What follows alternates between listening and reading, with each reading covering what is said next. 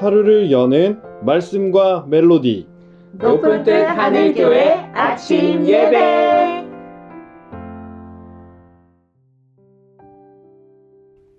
(9월 2일) 화요일에 인사드립니다. 오늘은 로마서 1장 8절부터 17절의 말씀을 보시겠습니다. 이제 말씀을 듣습니다. 먼저 내가 예수 그리스도로 말미암아 너희 모든 사람에 관하여 내 하나님께 감사함은 너희 믿음이 온 세상에 전파됨이로다.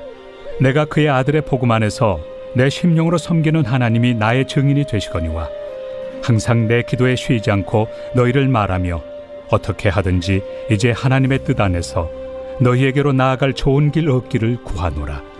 내가 너희 보기를 간절히 원하는 것은 어떤 신령한 은사를 너희에게 나누어 주어 너희를 경고하게 하려 함이니 이는 곧 내가 너희 가운데서 너희와 나의 믿음으로 말미암아 피차 안위함을 얻으려 함이라.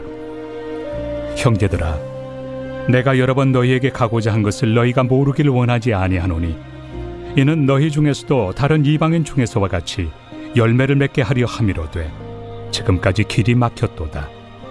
헬라인이나 야만인이나 지혜 있는 자나 어리석은 자에게 다 내가 빚진 자라. 그러므로 나는 할 수 있는 대로 로마에 있는 너희에게도 복음 전하기를 원하노라. 내가 복음을 부끄러워하지 아니하노니 이 복음은 모든 믿는 자에게 구원을 주시는 하나님의 능력이 됨이라. 먼저는 유대인에게요 그리고 헬라인에게로다. 복음에는 하나님의 의가 나타나서 믿음으로 믿음에 이르게 하나니 기록된 바 오직 의인은 믿음으로 말미암아 살리라 함과 같으리라. 어제는 공격적인 바울의 인사를 보았습니다. 그리고 이어지는 오늘의 본문에서 바울은 로마의 성도들을 향한 자신의 마음과 생각이 어떠했는지를 들려주고 있습니다. 먼저 바울은 로마의 성도들을 향한 감사를 표현합니다. 사실 바울은 아직 로마에 가지 못했습니다. 여러 번 가려 했지만 가지 못한 것입니다. 그런데 바울은 이들을 잘 아는 것처럼 이야기를 합니다. 그리고 로마서의 마지막 장인 16장을 보면 바울이 정말로 많은 로마 교회 성도들을 이미 알고 있다라고 하는 사실을 발견할 수 있습니다. 그렇다면 어떻게 이렇게 많은 로마에 사는 사람들을 알 수 있었던 것일까요? 그것을 이해하기 위해서는 약간의 역사를 알 필요가 있습니다. 바울이 편지를 쓸 때의 로마의 황제는 네로였습니다. 그런데 이전 황제였던 클라우디우스는 유대인들을 싫어하기로 유명했습니다. 그래서 그는 로마에 사는 모든 유대인들을 로마 밖으로 추방했습니다. 이런 이유로 유대인들은 로마를 떠나 곳곳으로 흩어지게 됩니다. 그렇게 흩어졌던 유대인들 중에 한창 전도 여행을 하던 바울을 만난 사람들이 있었습니다. 그리고 그들은 바울이 전한 예수의 복음을 듣고 믿는 사람들이 되었습니다. 그중 대표적인 사람들이 고린도에서 만났던 브리스가와 아굴라 부부였습니다. 이후 시간이 흘러 네로가 황제가 되었는데 그는 유대인 추방령을 해제합니다. 그리고 다시 많은 유대인들이 로마로 돌아오게 됩니다. 이때 흩어져서 복음을 믿었던 사람들이 돌아와서 모인 공동체가 로마 교회였습니다. 이런 이유로 바울은 꽤 많은 유대인 교인들을 이미 알고 있었던 것입니다. 한편 이런 이유로 인해서 로마 교회는 어려움을 겪기도 합니다. 앞으로 계속 살펴볼 내용인데 간단히 말씀드리면 유대인들이 없는 로마에서 이방인들로 구성된 교회가 있었습니다.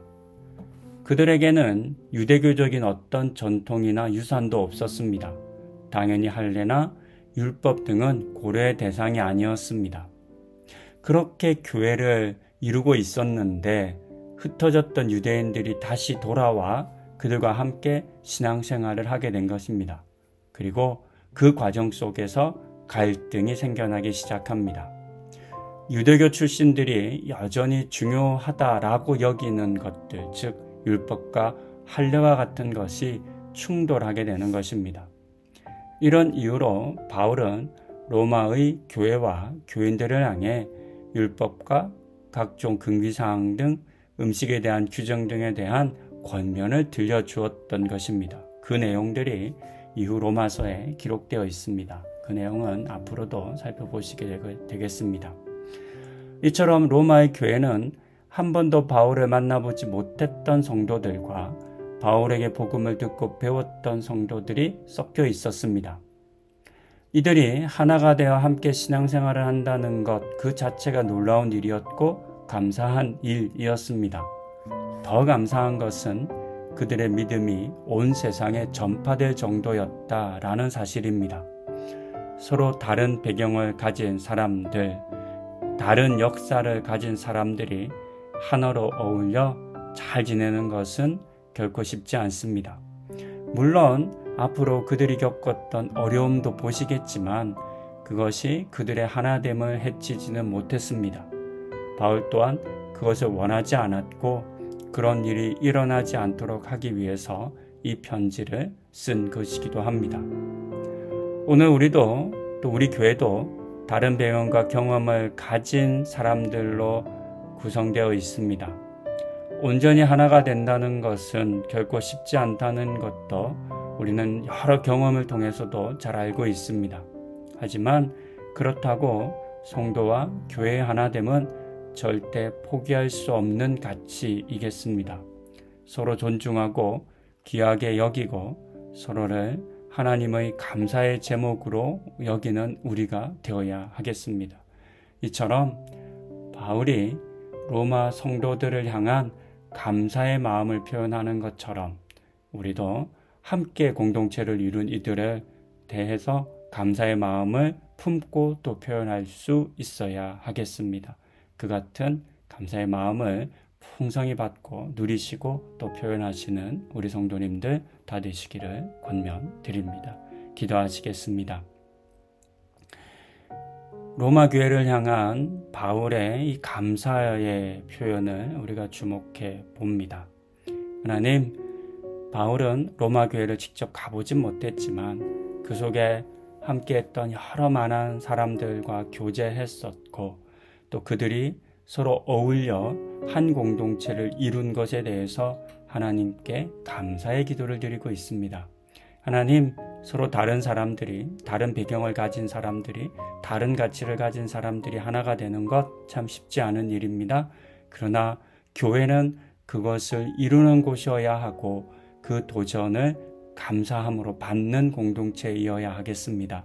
그래서 우리도 서로의 다름을 넘어 하나 되는 은혜를 누리게 하여 주시고 그것이 우리의 기쁨이고 또 감사가 되는 은혜 맛보게 하여 주시옵소서. 이 같은 은혜를 우리와 우리 교회에게 부어주시기를 간구드리며 이 모든 말씀 우리 주 예수 그리스도의 이름으로 기도드립니다. 아멘.